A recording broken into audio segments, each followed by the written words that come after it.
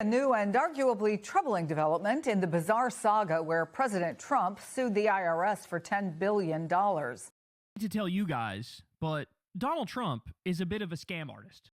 Thanks so much for joining us today from Beijing. The president seems to be using his flattery to build his relationship with Xi, even going so far to call him a friend. Saying that the clock is ticking, and if the two countries didn't reach a peace agreement soon, that there won't be anything left of them. Welcome back to the Campfire Inside Chats podcast. Brought to you by Old Glory Farms. You know, things have been getting pretty crazy nowadays. You know, honestly, gas prices have been super high. I hear there's a war coming up. Well, I mean, it's been going on, but yeah, I mean, back to those gas prices. The other day, my mom paid $80 for half a tank of gas. $80 is crazy. Yeah, especially for not even a full tank. I know. Just why exactly are these prices so high? Well, ever since the conflict over in Iran and them blockading the Hamas Strait, which somehow we made better by blockading their blockade, but 20% of the world's global oil shipping went through there, which, you know, 20% doesn't sound like a lot, but I mean, you can see the effects of it. Yeah, especially when you think about that 2% of it only goes to us, and that means that 20% is going up in price. Right. Well, you know, it doesn't seem like a whole lot, but if you think about it, I mean, the global supply, even if that only 2% of it is reaching our shores, like the global supply is dwindling, which in return makes our prices go up as well with the rest of the world. I mean, if you think about it, it all makes sense, but it's still, you know, it makes living tough.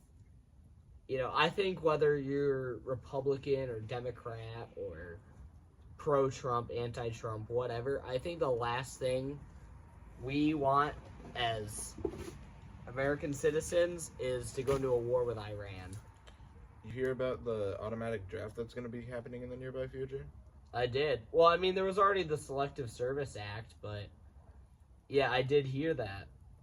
I mean, sure, like, you know, the draft hasn't been used in forever, but I mean, with this new act, you know, it makes you wonder, like, are we gonna have to go into war? Is there gonna be a draft? You know, it's pretty crazy. You know, I'm thinking there is gonna be, like, we're gonna be a part of that war. And speaking of Trump, what's his goal? Well, he said earlier that, what did he say?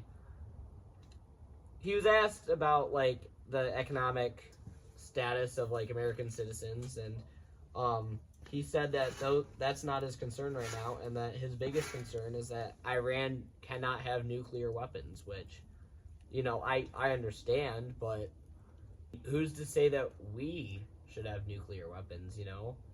I think that it's a little, what's the word I'm looking for? Satirical, or Hypocritical. Yeah, sure, hypocritical to, you know, hang on to nuclear weapons and threaten people with them, but, like, also not be able to use them, you know? I think that they are weapons of mass destruction and should not be used at all. I don't think anybody should really have them. No, not at all. Yeah. You know, actually, I did see some of Trump's work over on his post. You know, Yeah, sure. I actually have him up here on Truth. Truth Social, eh? Yeah. Go ahead and read those. Yeah. On March 7th, Donald J. Trump posted, "A whole civilization will die tonight, never to be brought back again. I don't want that to happen, but it probably will. However, now that we have complete and total regime change, where different, smarter, and less radicalized minds prevail, maybe something revolutionary wonderful can happen. Who knows? We will find out tonight, one of the most important moments in the long and complex history of the world. 47 years of extortion, corruption, and death will finally end. God bless the great people of Iran. If I believe, that was a threat, well, yeah, towards Iran, or at least their government, which he had posted a deadline for them to open up the Hormuz Strait, and, well, that was for their peace negotiations. He wanted them to surrender, per se, and he posted that, like, I think it was like a day before they're supposed to come to negotiations and sign over a treaty. You can really see the threat, like in the first line, a whole civilization will die tonight. He does also threaten the people of Iran with a different post, where he says on the 21st, if Iran doesn't fully open, without threat, the Strait of Hormuz within 48 hours from this exact point in time, the United States of America will hit and obliterate their various power plants, starting with the biggest one first. Thank you for your attention to this matter, President Donald J. Trump. Yeah, I mean, he has threatened them on numerous occasions. And, yeah, I mean, but, like, that's the thing. You know, does the president have the authority to take out, not even, like, with this first post, it didn't even sound like military targets. He literally said, like, entire civilizations will be destroyed. Oh, speaking of, like, Truth Social and Trump posting and using Twitter, I mean, he's not the only one to reach out to the U.S. people about, you know, what's going on. I mean, between the fireside chats and radio, television, you know. I mean, presidents have been doing that forever, but I think Trump is probably the first one to really use, like, social media to reach out.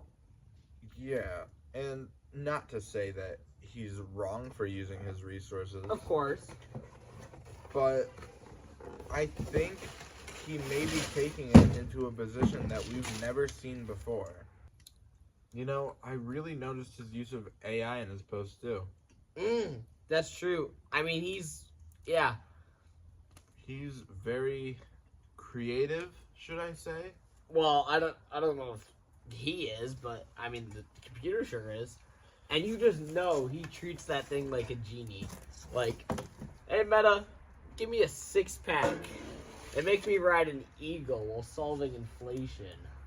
Well, how about that video that he posted in response to the No Kings protest? Oh yeah? What's that about? The one of him flying the fighter jet while dropping what appears to be a brown liquid on the protesters in the streets below. It was very bizarre. Originally, Danger Zone by Kenny Loggins was the music for that AI post. Yeah, but he asked to have that song taken out of it because he did not want to be associated with it. You know, which, honestly, I don't blame him. Well, folks, just as this fire has gone out, so has our time. That will be all for tonight. See you in the next one.